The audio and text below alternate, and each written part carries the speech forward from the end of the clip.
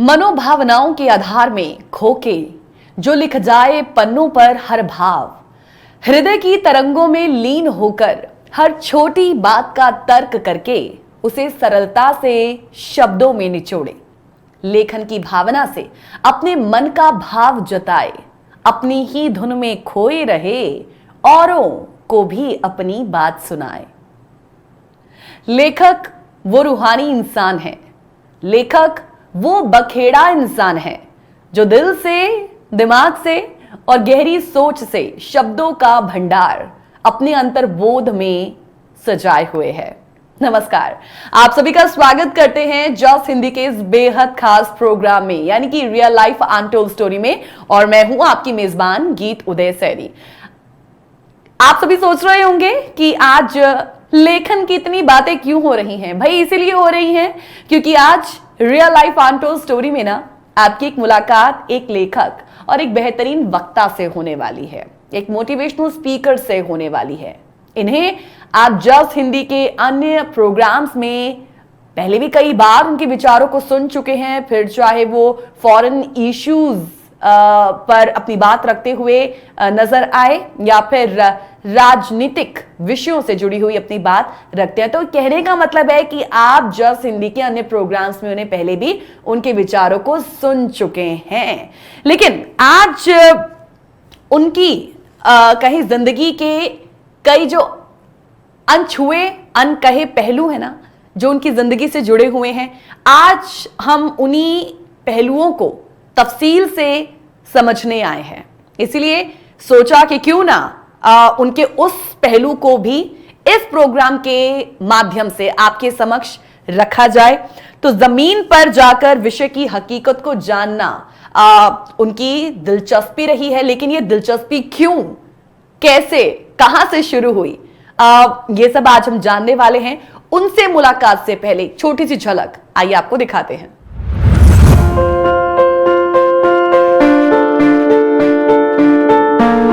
उज्जैन के रहने वाले और फिलहाल विदिशा के शासकीय आदर्श महाविद्यालय में पदस्थ ब्रह्मदीप अलूने राजनीति विज्ञान के सहायक प्राध्यापक होकर लेखक और राजनीतिक विश्लेषक हैं। बहुत ही साधारण परिवार से आते हैं। उनके घर में शायद ही कोई हिस्सा हो जहां किताबें रखी हुई ना दिखाई दे। उन्होंने आतंकवाद पर पीएचडी की है और इस दौरान आतंकवाद की समस्या और समाधान को जानने और समझने के लिए देश का कोना कोना छान मारा।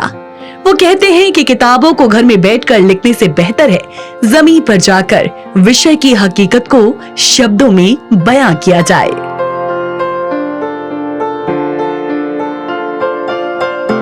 ब्रह्मदीप अलूने बाल्यावस्था में सैनिक स्कूल में पढ़ा करते थे।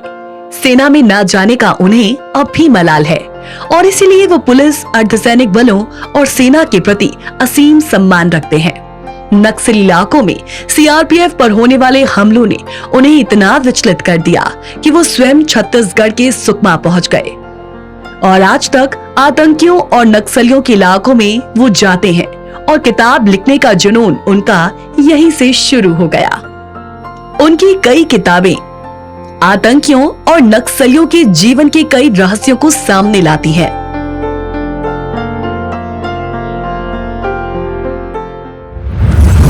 हृदय सहज और मीठी वो आदर्श वाणी के मालिक, स्वागत करते हैं डॉक्टर ब्रह्मदीप अलूने जी का। बहुत बहुत स्वागत है सर आपका रियल लाइफ अनटोल्ड स्टोरी में। सर सौभाग्य है आज हमारा, ये बहुत ही हम कह सकते हैं कि हम लकी मान रहे हैं अपने आप को कि जैसे मैं दर्शकों को देखे ना पहले भी बता रही थी कि जस्ट हिंदी के ही हमारा जो एक बहुत ही खास एक डिस्कशन प्रोग्राम है उसमें आप कई दफा हमें ज्वाइन कर चुके हैं और कई मसलों पर जो है वो आप अपनी बात रखते हुए नजर आए हैं। तो ये आज मेरा सौभाग्य है, मैं लकी अपने आप को मान रही हूं कि आपकी जिंदगी का जो एक अलग कहें पार्ट है ना, जो पहलू है उसे भी आज हम समझेंगे। तो बहुत बहुत शुक्रिया सर आपका। हम बहुत मान महसूस कर रहे हैं कि इस प्रोग्राम के लिए आपने अपना जो है वक्त निकाला है। तो बहुत बहुत सर शुक्रिया और हम आपका स्वागत करते हैं एक बार फिर से जॉस हिंदी के इस बेहद खास programme real life untold story में। बहुत धन्यवाद कीजिए। तो सर कहते हैं ना, मैंने लेखन से जो शुरुआत की थी इस प्रोग्राम की बिगिनिंग की, जब हम बात करते हैं शब्द, कलम और पन्नों पर जिसका पूरा पूरा हक है, दुनिया की बातें लिखने वाला, वही तो एक आदर्श लेखक होता है।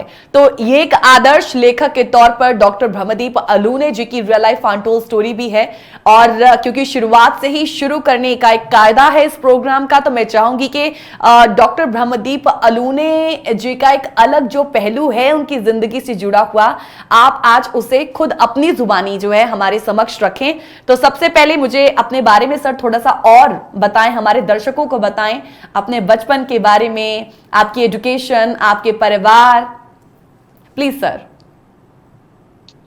ठीक है जी, देखिए मैं एक बहुत ही सामान्य परिवार का बेटा हूँ की जी, और मेरे पापा शिक्षक थे, अब तो रिटायर्ड हो गए हैं। आदिवासी इलाकों में पापा की पोस्टिंग हुआ करती थी, जो महाराष्ट्र से लगे हुए मध्य प्रदेश के आदिवासी इलाके हैं। तो वहीं अच्छा। हम सरकारी स्कूलों में जंगलों में पढ़े, और हम 4 भाई बहन हैं। एक बड़े भैया हैं जो मध्य प्रदेश में जनसंपर्क विभाग में ऑफिसर हैं। 2 बहनें भी हैं, और पापा कविताएं लिखवाया करते थे, मुझे आधी रात को उठाकर गजलें लिखवाया करते थे। तो पापा जिस प्रकार से समाचारों को सुना करते थे, तो ये जो सब कुछ हुआ करता था, इससे साहित्य को समझने में मदद मिली, समाचारों को समझने में मदद मिली, और बस वहीं से एक बोलने की जो शुरुआत हुई। क्योंकि पापा जो कि शिक्षक थे, तो घर में बड़ा अनुशासन बना हुआ रहता था अच्छा। कि आप भाषण दीजिए, कॉलेज में, स्कूल में जो प्रतियोगिता होती है, भाषण दीजिए, देश की समस्याओं के बारे में विचार कीजिए। तो बचपन से जो पारिवारिक माहौल था वो चल निकला, और क्योंकि अधिकांश जो पढ़ाई है सरकारी स्कूलों और जंगलों में हुई, तो जो सामाजिक सरोकार है, जो सामाजिक न्याय है, या जो डाउन ट्रॉडन क्लास की जो समस्याएं, उनको बहुत जमीनी स्तर पर देखने का मौका मिला। क्योंकि मेरा भी बहुत सामान्य परिवार था, तो संघर्षों में पले बड़े, और यहीं से जो कारवां आगे आगे बढ़ता रहा। फिर मेरी शिक्षा, मैं आगे आकर इंदौर में मेरी शिक्षा हुई, और शिक्षा के साथ साथ चूंकि पत्रकारिता का बड़ा शौक था, तो पत्रकार बनने के साथ साथ फिर बस चूंकि लिखने और बोलने का शौक था, तो अपने आप को आजमाया मध्य प्रदेश की राज्य सेवा परीक्षा में। फिर राज्य सेवा परीक्षा से असिस्टेंट प्रोफेसर में सिलेक्ट हो गए। लेकिन उसके बावजूद, सिलेक्ट होने के बावजूद, जो सामाजिक सरोकारों के प्रति जो एक झुकाव रहा हमेशा, सामाजिक न्याय के प्रति कुछ करने की जिजीविषा रही हमेशा, तो हमेशा लिखता रहा। और यही कारण है कि एक दौर में आतंकवाद पर कभी पीएचडी की थी, तो आतंकवाद पर ही किताब लिखने के लिए आतंकी इलाकों को छान मारा। और आजकल जो नक्सलवादी इलाके हैं, वहाँ जो पूरा रेड कॉरिडोर का इलाका है, वहां पर जाता हूँ, आदिवासियों के बीच रहता हूँ, सीआरपीएफ के जवानों से मिलता हूँ। और अब रेड कॉरिडोर पर आने वाले समय में 3 किताबें आप देखेंगे। तो कुल मिलाकर एक सामान्य जीवन से शुरुआत हुई थी, और सामान्य जीवन का कारवां आगे बढ़ता जा रहा है। आगे बढ़ता जा रहा है, बिल्कुल। लेकिन सर, जैसा अभी आपने बताया ना, कि मुझे लगता है कि जिजीविषा आपकी हर विषय में हमेशा से ही रही है, चाहे वो सामाजिक कार्य में तल्लीन रहकर काम करने की हो, या फिर आतंकवाद पर पीएचडी करने की हो, या फिर अब नक्सलवाद को लेकर, या रेड कॉरिडोर में जाकर आप जमीनी हकीकत को जो है वो पहले देखते हैं। लेकिन मैं समझ रही हूँ कि सर अभी इससे इसकी शुरुआत नहीं हो गई थी, बचपन से ही इसकी शुरुआत हो गई थी, कि आपने ग्राउंड लेवल में जो है हमारे आसपास की कहीं जो हकीकतें हैं उनको जानना समझना शुरू कर दिया था। क्या ये कहना सही है? जी बिल्कुल जी, देखिए जब आप ग्रामीण परिवेश में पलते बढ़ते और सामान्य परिवार में जन्म लेते हैं, हाँ। तो संघर्षों की शुरुआत आपके घर से हो जाती है। माँ के साथ आप खेत में जाते हैं, खेत में आप काम करते हैं, या आप अपने खेतों में जो भी आपके घर में गाय भैंस होते हैं उनको लेकर जाते हैं। मौसम का तो कोई कड़ी धूप हो या भरी बरसात हो, तो ये एक जो ग्रामीण परिवेश के जो बच्चे, उनके साथ मेरे जैसा जो संघर्ष हो, सभी का संघर्ष होता है। लेकिन हाँ, 5वीं कक्षा में जब मुझे सैनिक स्कूल में भेज दिया गया, तो अच्छा। उसके बाद मैं कुछ कारणों से सैनिक स्कूल में आगे की पढ़ाई तो मेरी हो नहीं पाई। लेकिन वो जो कसक थी सैनिकों को समझने की, सैनिक बनने की, सैनिकों का जीवन जीने की, तो बस रियल लाइफ में भी सैनिक बन गए। और यही कारण है कि मैं मेरे जीवन में हमेशा ये रहा कि सैनिकों की जो समस्या है उनको सामने लाए। इसीलिए आतंकी इलाकों में जाकर उन इलाकों को देखा और उन पर किताब लिखी कि हमारे सैनिक जो है वो कैसा सामना करते हैं। फिर नक्सल इलाकों जहाँ पर नक्सली हमले हुए, हमारे सैनिकों की शहादत हुई है, उन जगहों पर गया, उनकी केस स्टडी कर रहा हूँ। तो कुल मिलाकर जो बचपन में जो कुछ देखते हैं और बचपन में बहुत सारी आपकी ख्वाहिशें होती है, उन ख्वाहिशों के साथ हम आगे जा भी पाते और नहीं भी जा पाते। लेकिन कोशिशें तो ख्वाहिशों को पूरी करने की ही जा सकती है, और हाँ। बस मैं उन ख्वाहिशों को पूरी करने की कोशिशें कर रहा हूँ। जी, तो जी। कभी भय नहीं लगा सर आपको इस तरीके के इलाकों में जाना? हालांकि मैं समझ रही हूँ कि बचपन में ही इसकी शुरुआत तो हो गई थी, लेकिन फिर भी अभी भी क्या आपको भय नहीं लगता है? कि जी, बड़ा अच्छा प्रश्न पूछा है आपने। दरअसल जब आप कोई चीज का जुनून लिए होते हो तो फिर भय जो है बहुत साइड में हो जाता है।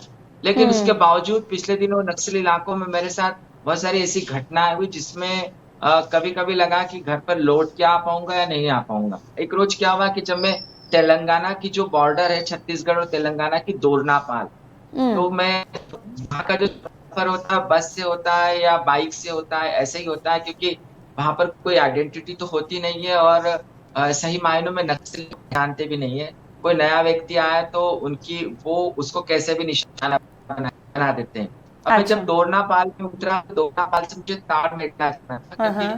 ताड़मेटला 2010 में एक नक्सली हमला हुआ था, जो देश का कुख्यात नक्सली हमला है, और उसमें हमारे 76 जवानों की शहादत हुई थी बिल्कुल। सीआरपीएफ के। तो वहां से तकरीबन वो 50 किलोमीटर है दोरनापाल से। ताड़मेटला घने जंगल है, सुकमा जिले के। अब मैंने गाड़ी वाले से कहा वहां चलने के लिए, तो पहले तो उसने मना ही कर दिया। फिर मुझसे कहा कि 50 किलोमीटर के लिए बड़ी मुश्किल से उसको 2,500 में वो तैयार हुआ, 50 किलोमीटर जीप लेके जाना था। अच्छा। फिर पूछा उसने कि आप सीआरपीएफ के तो नहीं है? हाँ। तो मैंने कहा नहीं, सीआरपीएफ का नहीं। उस दिन मुझे पता चला कि वहाँ के जो गाड़ी वाले हैं वो सीआरपीएफ के जवानों को अपनी गाड़ी में नहीं बिठाते हैं, हम्म। क्योंकि सीआरपीएफ के जवानों की गाड़ियों पे नक्सली हमले हो जाएंगे।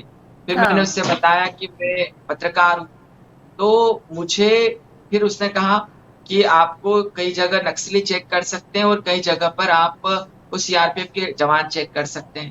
फिर ओके। भी अब मुझे लगा कि क्योंकि मेरे सारे जो ऑडियो होते हैं वो नक्सलियों के खिलाफ ही होते हैं, मुझे लगा कि अब रिस्क तो लेना पड़ेगा। मैं देखना चाहता था उस जगह पर।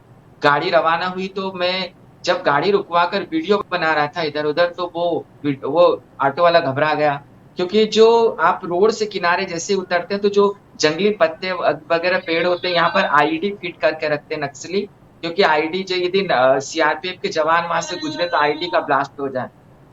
तो ये मैं जो मैं आईडी वाले मैं, जो मैं मुझे क्योंकि सर बार बार क्योंकि कमांड भी मिलने लग गई है ब्रेक पे जाने की, लेकिन ये बड़ी दिलचस्प सर आप जो घटनाएं जो वाकया आप हमारे साथ शेयर कर रहे हैं, सिर्फ मेरे ख्याल से यही नहीं होगी, और भी कई वाकया जो हैं आपके साथ, जो घटनाएं हैं वो जरूर जुड़ी होंगी इस सफर के साथ। मैं चाहूंगी उसे आप हमारे साथ जरूर शेयर कीजिएगा। एक लेखक होना आसान बात नहीं होती है। रात भर जागता है तो दिन में भी नहीं सोता है। गम, आंसू, पीड़ा और वेदनाओं को लिखता है। दिल में दर्द रहता है पर आंखों में वो नजर नहीं आता है। यही एक लेखक की कहानी होती है। रियल लाइफ अनटोल्ड स्टोरी में आज डॉक्टर ब्रह्मदीप अलूने जी इस वक्त हमारे साथ जुड़े हुए हैं। सर एक बार फिर से आपका बहुत बहुत स्वागत रियल लाइफ अनटोल्ड स्टोरी में। क्योंकि एक वाक्य का आप जिक्र कर रहे थे लेकिन बीच में ब्रेक आ गया, तो मैं चाहूंगी कि बहुत ही कहीं I was all years and I am very sure कि जो हमारे दर्शक होंगे वो भी बहुत ध्यान से आपको सुन रहे होंगे जो वाक्य आपके साथ हुआ था। मैं चाहूंगी आप प्लीज उसे कंटिन्यू करें, आगे क्या हुआ? तो वो जो दोरनापाल से ताड़मेटला का जंगल है, हाँ। दीप जी, वहां पर जी वहां पर सबसे बड़ी जो चुनौती होती है कि जो रोड है, रोड बनाने नक्सली देते नहीं है। हम्म। और जब रोड बनाते सीआरपीएफ के जवान, तो सीआरपीएफ के जवानों पर हमला हो जाता है। अब वो अच्छा। रोड बन रहा था और सीआरपीएफ के कई जवानों की उस रोड पे शहादत हुई थी। करीब 50 किलोमीटर का टुकड़ा है। तो जब मैं उस रोड पर बार बार उतरा तो ताड़मेटला के जंगलों के आसपास तो बहुत सारी बाइक वहां पर रुक गई। और ये जो बाइक होती है उन इलाकों के लोगों की, ये जन मिलिशिया होता है जो नक्सलियों का बड़ा मददगार होता है। अच्छा। तो उस रोज मुझे लगा कि अब मेरा आज अपहरण हो जाएगा, क्योंकि वहां पर जो जन मिलिशिया होता है आपके हाथों को बांध देता है, आपकी आंखों पे पट्टी बांध देता है, और आपको जंगल में 10 मीटर के अंदर तो बहुत घना जंगल होता है। तो मैंने उस रोज अपनी वाइफ को एक मोबाइल नंबर मैसेज किया, और मुझे लगा कि आज तो अ, मतलब अब बच पाना मुश्किल है। तो अच्छा। मैंने बस इतना लिखा कि यदि मेरा मोबाइल नहीं लगे तो इस नंबर पर कांटेक्ट कर लेना। उस दिन गीत जी पहली बार अपहरण होते-होते बचा था, और यदि सीआरपीएफ की एक टुकड़ी उधर से नहीं आती, तो उस दिन जो नक्सली है वो मेरा अपहरण कर लेते। ऐसी जो वो जंगल है वहाँ पर ऐसी बहुत सारी घटनाएँ होती है जहाँ पर जैसे मतलब वहाँ नक्सली जो है कौन है और नक्सली कौन नहीं है, ये ये पता आप लगा पाना पहचान ही नहीं मुश्किल है? सकते अच्छा। घने जंगलों से आप जब गुजरते हैं, और जो आईडी का खतरा होता है, वो बहुत ज़बरदस्त तरीके से वहाँ पर बना होता है। कभी आपका पैर आ गया और कब आप समाप्त हो जाएँगे, और उन घने जंगलों में आपको कोई पहचानने वाला भी नहीं मिलेगा। तो नक्सली इलाकों में बहुत रिस्क होती है, वहाँ पर जाना बहुत रिस्की होता है। और लेकिन हाँ, उस रोज़ मैंने महसूस किया कि जो सीआरपीएफ के जवान हैं, वो नक्सलियों से कैसे जूझते हैं, सीआरपीएफ के जवान नक्सलियों का कैसा सामना करते हैं, और हुँ। कैसे हम नक्सलियों से लड़ते हुए कई जाबाजों को खो देते हैं। तो जो वो इलाका है, जो पूरा रेड कॉरिडोर का इलाका है, वहाँ पर मौत जो होती है जीत जी, वो आपके हर पल साथ होती है, और पता नहीं होता कि आप लौट के आ पाओगे या नहीं आ पाओगे। न केवल आईडी का खतरा, लेकिन एक रोज़ जो गढ़चिरौली इलाका है महाराष्ट्र का, वहाँ से जब मैं जब लौट रहा था जंगलों से, तो अचानक करीब रात के 8-9 बज रहे होंगे, और मुझे गाड़ी रोकना पड़ी। सिंगल रोड था, क्योंकि सामने से एक अजगर जा रहा था। अच्छा। तो जानवरों का खतरा है, नक्सलियों का खतरा है, फिर जो बहुत सारी जो जातियाँ हैं, वो कब आपको निशाना बना दे इसका पता नहीं होता। तो कुल मिलाकर इन इलाकों में घूमना रिस्क होता है, लेकिन जो मेरा जुनून है गीत जी, इन उसके आगे सबको वो कुछ जानने नहीं का, है। रेड कॉरिडोर को जानने का, वो मुझे वहाँ पर ले ही जाता है। गीत जी। अच्छा सर, मुझे एक बात बताएं, जब पहले तो देखिए, मैं समझ सकती हूँ कि आपकी एक शुरू से ही एक विशेषता रही है कि कहें जमीन पर जाना है, ग्राउंड लेवल पर, और पूरी जो है रिपोर्ट हासिल करनी है, जानना है कि असल में क्या है। और इसी वजह से आप कहें आतंकवाद ग्रस्त इलाका हो या अभी की जो वर्तमान सिचुएशन में नक्सलवाद जो एरिया है, वहां पर जा जाकर आप जानकारी बटोरते हैं और जानने की कोशिश करते हैं कि वहां के लोगों का असल में जीवन कैसा है। लेकिन एक रोज एक वो समय तो आया होगा जब आपने पहली बार इसकी शुरुआत की थी। उस वक्त किस तरीके के ख्याल आए थे आपके मन में? मैं जानना चाहूंगी कि परिवार का भी उस वक्त क्या कुछ कहना रहा? क्या उन्होंने कभी आपको मना नहीं किया कि ऐसा नहीं करना है या वहां नहीं जाना है? जी देखिए, इसकी शुरुआत सबसे पहले जो उज्जैन में सिंहस्थ हुआ था 2016 में, तो सिंहस्थ में चूंकि मैं आंतरिक सुरक्षा पर मैंने पीएचडी कर रखी है, आतंकवाद पर मुझे वहां पर पढ़ाने के लिए बुलाया गया था। तो अच्छा। मैंने सिंहस्थ में कहा कि जब वालों को ट्रेनिंग दूंगा, जबकि मैं जमीनी हकीकत को देख लूं। उसके बाद मैंने जो सिमी है उस पर रिसर्च किया। चूंकि सिमी की शुरुआत मालवा के इलाकों से हुई है, तो मैं मालवा के इलाकों में, उन इलाकों में जहाँ पर सिमी के लोगों को प्रशिक्षण हुआ, बहुत सारे सिमी के लोगों से मिलने लगा। तो हम्म। इसमें मेरे जो पुलिस के दोस्त थे, वो भी मुझे बहुत अलर्ट किया करते थे। घर पर तो चूंकि मैं परिवार के साथ रहना थोड़ा मुश्किल होता है, नौकरी करते हैं तो बीवी और बच्चों के साथ ही रहते हैं, तो मैं अपनी बीवी से कम चीज़ों को साझा किया करता था। लेकिन अच्छा। जब उसको मालूम पड़ा, तो मुझे लगा कि अब सुरक्षा के लिए क्या करेंगे? तो मैंने जब मेरा ट्रांसफ़र कहीं दूर हुआ और उस सीमी के इलाकों से गुज़र के जाना होता था, तो हाँ मैंने हाँ। अपने घर पर एक जर्मन शेफ़र्ड को लाकर रख दिया कि कम से कम ये सुरक्षा करेगा। लेकिन ये जो चीज़ें हैं, जब आप आतंकियों पर या पर शोध करते हैं, तो तनाव तो होता है, और उसके साथ-साथ घर में इस बात को लेकर घर में भी तनाव होता है। लेकिन मेरे साथ सबसे अच्छी बात ये है कि मेरी जो पत्नी एक फौजी की बेटी है, तो वो इन चीज़ों को समझती है, और सौभाग्य है मेरा कि जो भी मैं देश हित में करता हूँ, तो परिवार मेरे साथ होता है। जी। अ, सर पर हम देखते हैं कि देश के कई ऐसे इलाके हैं जहां पर कहीं ये नक्सलवाद जो है वो फैला हुआ है।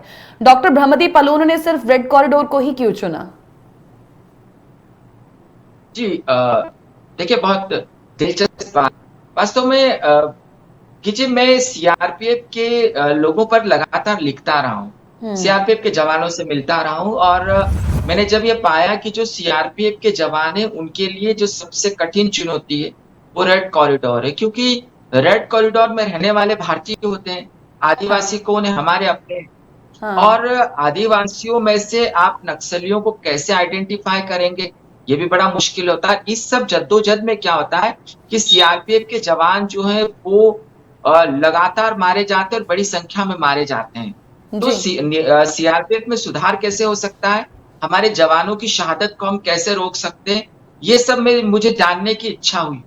तो लेकिन हकीकत में जी, जब भी आपको कोई किताब लिखना हो तो आप घर बैठे यदि किताब लिखेंगे तो सिर्फ आप समाचारों पर किताब लिखते हैं। हाँ। लेकिन जब आप जमीन में जाते हैं तो आपको जमीनी हकीकत का पता चलता है, और जमीनी हकीकत से जो शब्द निकलते हैं, जो शब्दों को आप उकेरते हैं, वो हकीकत जिंदगी को बेहतर तरीके से बयां करते हैं। ये कारण है कि मैंने रेड कॉरिडोर को चुना कि वहां के मैं आदिवासियों को जानूं, और सबसे बड़ी बात है मैं सीआरपीएफ के उन जवानों की चुनौतियों को जानूं जो अपनी जान को लगातार कुर्बान करते हैं और वो आंतरिक सुरक्षा के सबसे बड़े खतरे से निपट रहे हैं। तो जब मैं नक्सलवादी इलाकों में गया, सबसे पहले तो मैं सुकमा गया। अच्छा। मेरा काम था कि मैं सीआरपीएफ पर कुछ जानना चाहता था, क्योंकि सुकमा में सबसे ज्यादा आतंकी नक्सली हमले होते हैं। लेकिन जब उन इलाकों में जाकर मुझे लगा कि अब आदिवासियों के जीवन को भी जानना चाहिए कि इन इलाकों में आदिवासी कैसे रहते हैं, रेड कॉरिडोर के इलाकों में उनकी समस्याएं क्या है। तो फिर मैंने रेड कॉरिडोर के अन्य इलाकों में जाना शुरू किया, और इसीलिए फिर दूसरी किताबें लिखना शुरू की रेड कॉरिडोर में जो मैंने देखा। लेकिन यहाँ पर सबसे दिलचस्प चीज यह है कि रेड कॉरिडोर में जो नक्सली, उसमें महिलाओं की तादाद अच्छी खासी संख्या में होती है। तो जब मैं कई नक्सली महिलाओं से मिला तो नक्सली महिलाओं का जो जीवन होता है वो बहुत चुनौतीपूर्ण होता है, और देखिए वो निर्मम भी होती है, वो दुर्दांत भी होती है, लेकिन उनकी मजबूरियां भी होती है। मैं उनके नाम तो बता नहीं सकता, न किताब में नाम लिख सकता हूँ, लेकिन उनकी जो अनाम जिंदगी, अनाम स्टोरीज उनको सामने लाना चाहिए। इसलिए जो मेरी एक महिला नक्सलियों पर एक किताब आ रही है, मेरी नक्सली, और उससे मैंने इसलिए कहा कि मैं उन महिलाओं से जब मिलता था तो उन्हें मैं कर बुलाता था। ये कुछ चीजें जो मुझे लगातार आगे ले जा रही है, और आने वाले समय में मेरा विचार है कि जो सीआरपीएफ की जो अन्य चुनौतियां हैं, तो उत्तर पूर्व में भी मुझे जाना है। उत्तर पूर्व में भी सीआरपीएफ के जवानों पर मुझे किताब लिखना है, और उसके बाद मुझे इसके साथ साथ उत्तर पूर्व के साथ जम्मू कश्मीर में जाकर सीआरपीएफ पर लिखना है। तो कुल मिलाकर आने वाले 6 सालों के लिए मैं इन्हीं कामों को करने वाला हूं। अच्छा, ये बड़ी दिलचस्प कहें आपने बात बताई कि सुकमा ग्राउंड जीरो उससे शुरुआत होती है, फिर रेड कॉरिडोर में मैंने जो देखा, पहली बात तो है कि टाइटल ही कहें बड़े दिलचस्प से हैं कि कोई इन्हें जरूर पढ़ के तो देखेगा कि क्या देखा गया। और जहां तक मेरी नक्सली की बात है, ठीक है आप नाम चाहे ना बताएं, लेकिन नाम उनकी जिंदगी किस तरीके की होती है, मैं चाहूंगी उसके बारे में आप हमें थोड़ा सा बताएं जरूर आगे। एक छोटे से ब्रेक के लिए ब्रह्मदीप जी यहाँ पे रुकेंगे, तुरंत लौटेंगे। रियल लाइफ अनटोल्ड स्टोरी, एक real life untold story doctor Brahmdeep Alone ji की, लेकिन ब्रेक के बाद वो एक अनाम जिंदगी नक्सली, महिला नक्सलियों की कैसी होती है वो भी हमें बताएंगे। बात चाहे आतंकवाद की हो, समस्या चाहे नक्सलवाद की हो, ये गंभीर समस्याएं हैं देश की जिससे आज भी वो जूझ रहा है, और कोशिश यही की जाती है कि इन समस्याओं से ग्रस्त भारत के जितने भी इलाके हैं, जितने भी राज्य हैं, उन्हें इन समस्याओं से मुक्त किया जाए। लेकिन एक इन्हीं समस्याओं की एक अंदरूनी कहें कहानी होती है, जैसा डॉक्टर ब्रह्मदीप अलोने जी भी हमें बता रहे थे। मैं सबसे पहले तो उनका स्वागत एक बार फिर से करना चाहूंगी। डॉक्टर ब्रह्मदीप जी, ब्रेक पे जाने से पहले आपने मेरी नक्सली जो है उस किताब का जिक्र किया था, ये किताब अभी आने वाली है? जी, मेरी नक्सली, ये किताब अभी आने वाली है। जी, ठीक, जी। तो आई एम वेरी श्योर कि सर इतने अभी लंबे समय से आप उन एरियाज में जाकर उन लोगों की जिंदगी को जो है वो समझ रहे हैं। हम जैसे लोग जिन्होंने कभी उस इलाके में कभी कदम भी नहीं रखा है, लेकिन हाँ यहाँ बैठे हम जरूर ये सोचते हैं कि वाकई उनकी लाइफ जो है वो कैसी होती, क्यों है वो ऐसे, क्यों उनको नक्सली बनना पड़ा, क्यों एक महिला को भी नक्सली बनना पड़ा, क्या ऐसी मजबूरी है कि वो लोग इस तरीके की जिंदगी जी रहे हैं या फिर अन्य लोगों के लिए प्रॉब्लम क्रिएट कर रहे हैं। उनकी वो जो अनाम जिंदगी है वो किस तरीके की है, उस रूप को आपने बड़े बेहतरीन तरीके से जाना है। थोड़ा सा उसके बारे में प्लीज हमें बताएं। जी देखिए कीजिए, सबसे पहले मैं मेरी नक्सली किताब के बारे में बताना चाहूंगा, फिर दूसरे उसमें आपको उसका जवाब देता हूं जो आपने पूछा। हाँ। देखिए सही मायने में जो बेटियों की सुरक्षा या बेटियों का सम्मान है, वो किसी से सीखना हो तो आप जनजातीय समाज या आदिवासियों से सीख सकते हैं। जो हमारे पढ़े लिखे लोग हैं वहां पर, या जो शहर है वहां पर बेटियों की आंखों में हमने भय देखा है, लेकिन मैंने सुकमा के घने जंगलों में जो महिलाएं हैं उनको सुनसान इलाकों में बेखौफ तरीके से महुआ बीनते हुए देखा है। तो किसी से कभी डरती नहीं है। गढ़चिरौली के जंगलों में आप चले जाइए तो इधर के जंगलों को पार करते हुए बेटियां आराम से आती, रोड पर खड़ी हुई रहती है, नहीं होता। बालाघाट में भी यही हाल है। दरअसल आदिवासी समाज में बेटियों का इतना सम्मान है कि कभी कभी वो घर की मुखिया होती है और अधिकांश होता है। यही कारण है कि आप जब लिंगानुपात को देखेंगे तो आदिवासी इलाकों में लिंगानुपात सबसे ज्यादा बेहतर होता है। अब आदिवासी जो ये पूरा रेड कॉरिडोर है, यहाँ पर क्या होता है कि नक्सली जो संगठन है वो हर घर से एक बच्चे को उठाकर ले जाते हैं, जो जिसकी उम्र जैसे जैसे आगे बढ़ती जाती है तो वो एक बच्चे को उठाकर ले जाते हैं कि घर से हमको एक चाहिए। अच्छा। अब चूंकि बेटियों की संख्या ज्यादा होती है तो वो बड़ी बेटी को अधिकांश जो नक्सली वो अपने साथ ले जाते हैं और माँ बाप ले जाने देने के लिए मजबूर है। यही कारण है कि नक्सली जो है उसमें अधिकांश जो है वो महिलाएं मिल जाएगी। और आप देखिए कि जो 2013 में जो हमला हुआ था छत्तीसगढ़ में, जिसमें दरभा घाटी में, जिसमें अधिकांश जो नेता मारे गए थे, करीब 32-33 नेता मारे गए थे, उसमें जो नक्सली हमले में शामिल थी उसमें अधिकांश महिलाएं शामिल थी। अब इन महिलाओं की जो जिंदगी है वो बहुत कठिन होती है। खासकर इनका शोषण भी बहुत होता है। शोषण इन द सेंस क्या होता है कि रात रात भर ये सामान को उठाकर ले जाती है। इनका कोई अपना जीवन तो होता नहीं, इनका कोई परिवार तो नहीं होता है। और जो नक्सली कमांडर है इनका बहुत शोषण करते हैं और उसे आप नजरअंदाज भी नहीं कर सकते। कुल मिलाकर महिलाओं का जो है वो बहुत नक्सली उपयोग करते हैं और बहुत शोषण भी करते हैं। तो ऐसी महिलाओं की जो स्टोरीज है उसको मैं मेरी नक्सली में ला रहा हूँ। और एक गढ़चिरौली के इलाके में एक बार क्या हुआ कि कुछ सालों पहले की बात है, उस गांव में मैं गया भी था। तो वहां से एक दूरवर्ती एक गांव था, वहां से एक लड़की जो है वो पढ़ने के लिए कॉलेज आया करती थी। आदिवासी इलाके की लड़की थी। अब क्या हुआ कि एक रोज क्या हुआ कि उस लड़की की जो लाश है उसको मार डाला गया और पूरी तरीके से मारा गया उसको। और सब मतलब कपड़े वपड़े सब फाड़ के और ऐसे बुरी तरीके से उसकी लाश को गांव के बाहर फेंक दिया गया।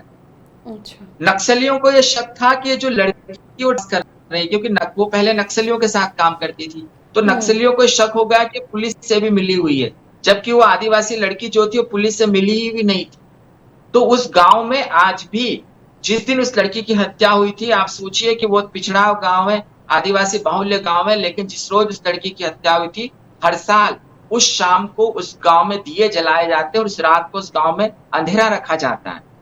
तो जो नक्सली है वो बनते क्यों है, ये बहुत दिलचस्प सवाल है। और नक्सलियों के बनने का एक प्रमुख कारण यह भी है, एक सवाल खड़ा होता है समाज पर गीत जी, कि हम आदिवासियों को आधुनिक बनाना क्यों चाहते हैं, हम आदिवासियों को उनके हिसाब से जीने देना क्यों नहीं चाहते, हम आदिवासियों की प्रकृति क्यों रहे पर अतिक्रमण करना चाहते हैं, हम आदिवासियों की जमीनों को कॉर्पोरेट जगत को देना क्यों चाहते हैं, हम आदिवासियों को आधुनिकता से जोड़कर जो प्राकृतिक सभ्यता है उसको खत्म क्यों कर देना चाहते हैं, जबकि जो आदिवासी उनकी एक भाषा होती है, उनकी एक शैली होती है, उनका एक जीवन जीने का तरीका होता है। और आप जब उस जीवन जीने के तरीके पर अतिक्रमण करते हैं या जब आक्रमण करते हैं, तो वो या तो आपका जवाब आवाज से देते हैं या फिर लोग उनको दिग्भ्रमित कर देते हैं।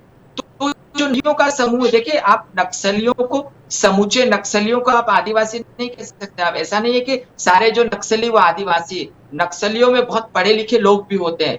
नक्सलियों में सामंतवादी भी शामिल है, सामंतवादी विचारधारा के लोग शामिल है। नक्सलियों को मदद करने वाले बहुत सारे पूंजीपतिवादी लोग भी शामिल है। तो ये लोग क्या करते हैं कि जो आदिवासी को इस पर भ्रमित करते हैं कि आपकी सभ्यता को नष्ट किया जाएगा, आपकी संस्कृति को नष्ट करके आपको गुलाम बना लिया जाएगा, और वो आदिवासियों को भ्रमित करने में कामयाब हो जाते हैं।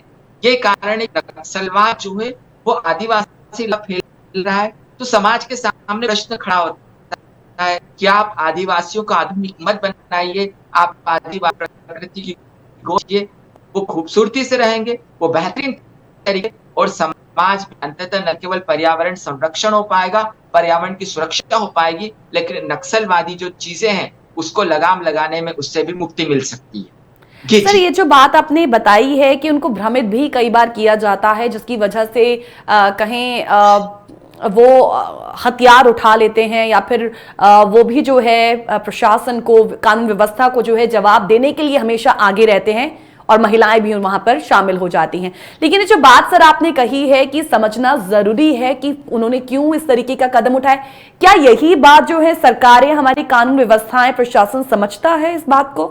क्या आपको लगता है नहीं, या समझने की जरूरत है उन्हें? ये जी देखिए, यदि आप नक्सली इलाकों की बात करें तो सबसे ज्यादा जो भ्रष्टाचार है वो नक्सली इलाकों में देखने को मिलता है। पिछले दिनों गढ़चिरौली के एक दूरवर्ती गढ़चिरौली में बहुत करीब तेलंगाना के बॉर्डर के आसपास था, मैं एक गांव में गया। वो गांव जो है वो प्रकाश आमटे का गांव है, जिनको मैग्सेसे पुरस्कार मिल चुका है। अच्छा। तो वहां पर बहुत सारे लोग आते हैं, जाने माने लोग आते हैं, उनको पद्मश्री भी मिला हुआ है, वो आदिवासियों की खूब सेवा भी करते हैं। लेकिन उनके आश्रम के ठीक पीछे जब एक गांव, आदिवासी गांव में मुझे जाना था, तो एक पुल था, एक छोटा सा पुल। मैं जब पुल पे खड़ा हुआ तो गूगल में वो पुल बहुत बड़ा पुल बताया जा रहा था, लेकिन वो पुल ऐसा था कि यदि 1 फीट भी पानी नाले में आ जाए तो उस पुल से उस गांव में जाने का आपका रास्ता बाधित हो जाएगा। तो नक्सली इलाकों में इस कदर भ्रष्टाचार फैला हुआ है कि प्रशासन जो है उसका जो नजरिया क्या, ये स्पष्ट ही नहीं होता। जैसे आप सुकमा का ले ले, सुकमा में एक रोज हॉस्टल में गया, तो बालिकाओं का हॉस्टल था, पोस्ट मैट्रिक था। अधीक्षिका से बात कही, मैं जब अंदर गया सुकमा में, तोंगपाल नामक एक जगह जहां पर नक्सलियों के बहुत बड़े कभी झंडे लगाए हुए रहते थे, आजकल एक सीआरपीएफ का कैंप लगा है वहां पर, उड़ीसा मलकानगिरी वहां से पास है, तो बहुत ही क्रिटिकल टाइप इलाका है। अब उस हॉस्टल में जब गया मैं, तो मैंने अधीक्षिका से बच्चों से मिलने की इच्छा व्यक्त की। जब लड़कियों का हॉस्टल था, लड़कियों से मिला, तो 8th 9th की जो लड़की थी उनकी हाइट मुश्किल 4 फीट हुई हो। मैं आश्चर्य में पड़ गया, कितनी सारी लड़कियां, 15, 20, 25 लड़कियां, सबकी हाइट 4 फीट क्रॉस ही नहीं कर पा रही है। मैंने पूछा अधीक्षिका से कि मैडम इनकी हाइट कम क्यों है?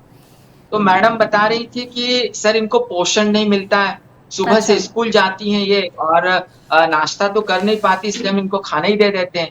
फिर वो दोपहर को आती, इन सब में उनको पोषण नहीं मिल पाता, और पोषण नहीं मिल पाने से क्या होता है कि जब 12, 13, 14 साल की जब बच्ची आगे बड़ी होती है, तो उनको जो अन्य शारीरिक दिक्कतें वो भी होने लग जाती है। मतलब कि जो सही समय होता है माँ बनने का, उस समय में वो माँ भी नहीं बन सकती, और कुल मिलाकर जो पूरा जो शारीरिक सिस्टम है महिलाओं का, लड़कियों का, वो पूरा की पूरी तरीके से बिगड़ जाता है। आप सोचिए कि नक्सली इलाकों में आप अरबों रुपया खर्च करते हैं, करोड़ों रुपया खर्च कर रहे हैं, और आपको यही नहीं पता कि जो बालिका शिक्षा है वो सही तरीके से हो रही है। तो प्रशासन जो है, यहाँ पर प्रशासन की जो पारदर्शिता चाहिए, वो पारदर्शिता कहीं दिखती नहीं है। अब क्या होता है कि ये सारे काम कौन करता है? सीआरपीएफ करती है। सीआरपीएफ बड़ी ईमानदारी से काम करती है, सीआरपीएफ आदिवासियों से मिलती है, सीआरपीएफ के जवान आदिवासियों के बीच जाकर काम करते हैं, उनका सम्मान, अपने यहाँ पर बुलाते हैं, अपना सम्मान करते हैं। क्या वो उनसे डरते भी हैं? जी नहीं, ये चीज देखिए, बिल्कुल तो सबसे पहले सर तो सर सीआरपीएफ के लोग तो सम्मान करते हैं। हाँ, माफ कीजिएगा सर, मैं आपको बीच में मैंने हस्तक्षेप किया है। एक छोटे से ब्रेक के लिए मुझे यहाँ पे रुकना पड़ेगा। ये बहुत ही कहें बेहतरीन, मैं कहूँ दिलचस्प एक सवाल था जो मैं खुद भी जानना चाहती थी, इसका जवाब क्या है। क्या वाकई नक्सली जो हैं वो सीआरपीएफ से डरते हैं, क्योंकि इर्द गिर्द उन्हीं के आसपास रहते हैं। तो ऐसे में ये सवाल भी जो था काफी दिलचस्प है। आतंकियों नक्सलियों के इलाके में जाकर किताब लिखने का जो एक जुनून डॉक्टर ब्रह्मदीप जी को रहा है, उस जुनून को ही आज समझने की कोशिश कर रहे हैं। रियल लाइफ अनटोल्ड स्टोरी में आज एक बहुत ही खास मेहमान डॉक्टर ब्रह्मदीप अलूने जी इस वक्त हमारे साथ जुड़े हुए हैं, जो कहते हैं कि हम अपने उजाले खुद तय करें और उस पर यकीन करें। और ये उन्होंने बचपन से ही जो है इसकी शुरुआत कर दी थी, और आज इसी तरीके का बेहद साधारण, सिंपल, लेकिन एक कहे बड़ा ही दिलचस्प जो है जीवन यापन उनका जो अभी तक रहा है, और ऐसे ही वो आगे कंटिन्यू कर रहे हैं। लेकिन जिस तरीके की जिंदगी जी रहे हैं वो जो पैशन उन्होंने अपने लिए रखा हुआ है, उस पैशन में भी अपने आप में ही कई रहस्य हैं, और उन्हीं रहस्यों को टटोलने की कोशिश कर रहे हैं, फिर चाहे बात आतंकवाद की हो या नक्सलवाद की ही क्यों ना हो। डॉक्टर ब्रह्मदीप जी, एक ब्रेक में जाने से पहले एक सवाल आपसे किया था। आप नक्सलियों के ही जीवन की बात, उनके रहस्य जो है वो बता रहे थे, उनकी समस्याएं भी, उनके अपने चैलेंजेस भी, लेकिन इसके साथ साथ मैं जानना चाहती हूं कि सीआरपीएफ जो हमेशा वहां पर एज ए सिक्योरिटी डिप्लॉय उन्हें वहां पर किया जाता है, तैनात किया जाता है उन इलाकों में। क्या आपको लगता है कि जो नक्सली हैं, जो आप कह रहे हैं कि महिलाएं भी वहां पर इतनी बेखौफ होती हैं, भाव जो उनके मुंह पर रहता है, कहें एक आत्मविश्वास से ओतप्रोत, तो क्या ये जो नक्सली हैं वो सीआरपीएफ वालों से डरते भी हैं? क्षमा चाहूंगा, कृपया फिर से पूछिएगा गीत जी, क्या पूछ रहे हैं आप? मेरी आवाज सर आई नहीं आपके पास? मैं सवाल को एक बार फिर से रिपीट करती हूँ। आप क्योंकि सर पहले बता रहे थे कि जो नक्सली होते हैं उन इलाकों में रहने वाली जब महिलाएं भी होती हैं, इनफैक्ट बच्चे भी जो होते हैं, लड़कियां होती हैं, उनका भाव चेहरे पर इस तरीके का होता है कि आत्मविश्वास से ओतप्रोत, निर्भय होते हैं, और उनमें डर नजर नहीं आता है। लेकिन वहां पर उन्हीं इलाकों में एक सीआरपीएफ की टुकड़ियों को भी डिप्लॉय किया जाता है। क्या नक्सली सीआरपीएफ वालों से डरते हैं? ब्रेक पे जाने से पहले ये सवाल आपसे किया था। जी बिल्कुल, देखिए नक्सली तो सीआरपीएफ से डरते हैं, और यदि सीआरपीएफ, जी नक्सली सीआरपीएफ से डरते हैं, लेकिन आदिवासियों के लिए एक बड़ी समस्या है। वो नक्सलियों और सीआरपीएफ के बीच विश्वास की कमी में जूझते रहते हैं, क्योंकि जो नक्सली है वो गांव में इस प्रकार से हावी हैं कि यदि जो आदिवासी है वो सीआरपीएफ के जवानों से बात भी कर लें तो नक्सली आदिवासियों को मुखबिर कहकर मार डालते हैं। अब देखिए इस बारे में एक आपसे बहुत महत्वपूर्ण बात बता रहा हूं मैं। एक स्टोरी एक बंदे से मैं मिला, जो आप दरभा घाटी है, जो कुख्यात घाटी है नक्सलियों की, छत्तीसगढ़ में। वहां से जब आप उतरते हैं तो पीछे उड़ीसा का मलकानगिरी का इलाका है, मतलब नक्सलियों का बहुत ही महफूज इलाका है कि आप छत्तीसगढ़ से भागकर आप उड़ीसा चले जाइए, नक्सली ऐसे इलाकों में रहते हैं। तो तोंगपाल से होकर मलकानगिरी जब जाते उड़ीसा के इलाका, वहां पर एक गांव आता है लेदा। मैं लेदा गांव पहुंचा, और लेदा गांव में वहां पर एक बड़ी दिलचस्प चीज देखी मैंने कि वहां पर एक फौजी का एक टूटा फूटा एक स्मारक बना हुआ था। अब नक्सली इलाकों में नक्सलियों के स्मारक तो बड़े बड़े मिलते हैं आपको, लेकिन फौजियों के स्मारक आपको नहीं मिलते। तो उस गांव में एक फौजी का स्मारक बना हुआ था। मैं वहां पर जब गया तो जब मैंने पता किया तो पता चला कि उस गांव से वो जो आदिवासी युवक था, जब वो फौज में चला गया तो जब घर लौटा वापस तो नक्सली उसको पकड़ने आ गए कि फौज में क्यों गया। अच्छा। वो रात को चुपके से वापस भागना पड़ा, और दुर्भाग्य से कुछ ही दिनों के बाद नक्सलियों के साथ मुठभेड़ में वो जवान शहीद हो गया। जब उसके घर गया मैं तो उसकी जो बहन है वो मुझसे बात करने के लिए तैयार नहीं थी, जबकि उसकी बहन भी फौज में जाना चाहती थी। लेकिन उस गांव का एक युवक जो था, जो तैयारी कर रहा था कि फौज में जाऊंगा, शामिल होऊंगा, तो जब वो दौड़ने जाता था तो नक्सलियों ने उस तक खबर पहुंचाई कि यदि आप दौड़ने जा रहे हो और आप नक्सलवादी बनना चाहते हैं तो आपका स्वागत है, लेकिन आप दौड़ने इसलिए जा रहे हो कि पुलिस की तैयारी कर रहे हो तो फिर ऐसा नहीं हो पाएगा। मतलब वो उसका अपहरण करके ले जाएंगे, या तो उसको मार डालेंगे या कुछ भी हो जाएगा। तो कुल मिलाकर जो वहाँ के आदिवासियों की हालत है कि वो अपनी हसरतों को पूरा करने के लिए सीआरपीएफ पर भरोसा करे, तो नक्सलवादियों का विश्वास जो नक्सलवादियों से खतरा होता है, और यदि नक्सलवादियों की सहायता करे तो सीआरपीएफ के शक के दायरे में आ जाते हैं। तो वहाँ के जो आदिवासी, आम आदिवासी, उसकी जो समस्या है वो बड़ी जटिल है। और एक बात और मैं कहूँगा, जो बात अपनी कट गई थी पिछली बार की जी, कि जो वहां पर सीआरपीएफ तो बेहतरीन तरीके से काम कर रही है, लेकिन नक्सली इलाकों की जो असल समस्या है वो स्थानीय प्रशासन की है। स्थानीय प्रशासन है वो पारदर्शिता से काम करता ही नहीं है। यदि ओके। स्थानीय प्रशासन पारदर्शिता से काम करने लगे, स्थानीय प्रशासन के कार्याचार नहीं हो, तो स्थानीय शायद उनकी प्रशासन बात यदि भी सरकार तक। आदिवासियों का विश्वास जीतने लगे तो हाँ। नक्सलवाद जरूर समाप्त हो जाएगा। लेकिन बिल्कुल। आप यदि ये सोचे कि आप बाहर के लोग से सेनाओं को डिप्लॉय करके आप आदिवासी इलाकों में पहुंचा दे, तो तो फिर वो ये जो उससे नक्सलवाद कुछ की समस्या है ये आगे नफरत बढ़ शायद जाएगी। वो जी जी रहेगी, नफरत जो है वो कायम रहेगी। यही आतंकवाद के साथ भी समस्या है, यही नक्सलवाद के साथ भी है कि एक ट्रस्ट रिस्टोर करने की जो एक कहीं रिस्पॉन्सिबिलिटी है, उसमें अभी तक जो है स्थानीय प्रशासन के साथ साथ सरकारें जो है वो नाकाम रही हैं। सर, क्योंकि समय मेरे पास कम है, ये आखिरी सेगमेंट है, लेकिन मैं आपसे जरूर ये जानना चाहती हूँ कि देखिए, आप इतने लंबे वक्त से इन इलाकों में, रेड कॉरिडोर जैसे इलाकों में रहे हैं, आपने उनके जीवन को बड़े ही करीब से जाना है, उनसे बात भी की है। आपको क्या अच्छा लगता है उनके जीवन का? एक सकारात्मक, एक नकारात्मक पहलू तो देखिए हर एक की जिंदगी के साथ जुड़ा होता ही है। आपके साथ ऐसा क्या रहा है? आपने क्या एक्सेस किया है उनको जानकर, जिसने आपको प्रभावित भी किया? तो देखिए गीची, यदि भारतीय संस्कृति को देखना हो, हमारी संस्कृति को देखना हो, यदि सही जीवन के तौर तरीकों को देखना हो, और यदि प्रकृति के साथ हकीकत जिंदगी में का आनंद लेना हो, तो आप अबूझमाड़ जाकर देखिए, जहां पर जंगलों में जब आप जाते हैं तो घड़ियाल के छोटे छोटे बच्चे या मगर के जो छोटे छोटे बच्चे हैं वो पत्थरों पर बैठे रहते हैं। वहां पर जाके देखिए, जो महिलाएं जो बेखौफ होकर जंगलों से गुजरती है, उन्हें कोई किसी की चिंता नहीं होती, वो बड़ी बेखौफ होती है।